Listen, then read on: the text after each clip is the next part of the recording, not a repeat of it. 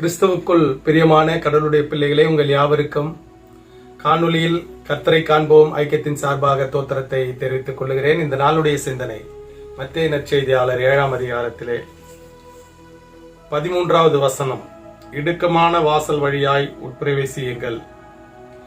கேட்டுக்கு போகிற வாசல் விரிவும் வழி விசாலமுமாயிருக்கிறது, அதன் வழியாய் பிரவேசிக்கிறவர்கள் அநேகர்.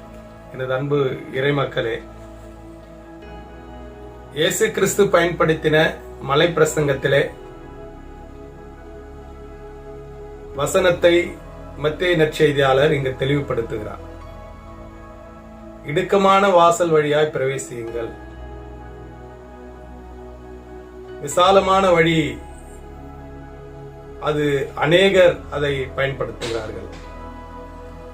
கீழே 14வது வசனத்திலே ஜீவனுக்கு போகிற வழி அது நெருக்கமாக இருக்கும், அது சிலர் தான். அப்போ இந்த உலகத்திலே மனம் போன போக்கிலே கால் போன போக்கிலே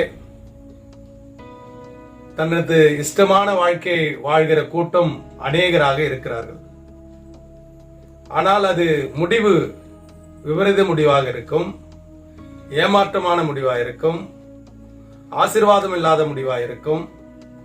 அது வாழ்க்கை பாதியிலே முடிந்து போற முடிவாக இருக்கும். ஆனால் இடுக்கமான வாசல் வழியாய் பிரவேசிக்கிறவர்கள் நெருக்கம் இருக்கும், வருத்தம் இருக்கும், சோதனை இருக்கும், பாரம் இருக்கும், தொல்லைகள் இருக்கும்.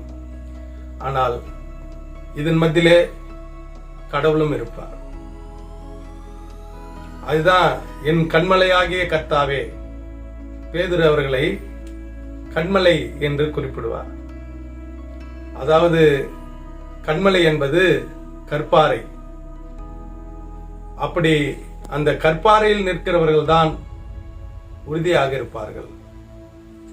அந்த உறுதியை யார் கடைபிடிப்பார்கள் என்றால், இப்படிப்பட்ட இடுக்கமான வாசல் வழியாய் பிரவேசிக்கிறவர்கள் தான் உறுதியாக ஆண்டவருக்கும் மக்களுக்கும் உறவிலே விசுவாசத்திலே நம்பிக்கையா இருப்பார்கள்.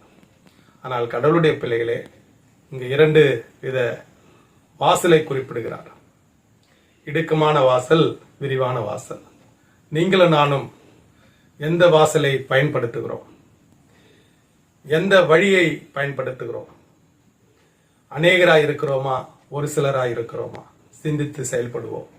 நீ விசுவாசித்தால் தேவனுடைய மகிமை காண்பீர்கள். ஆமென்.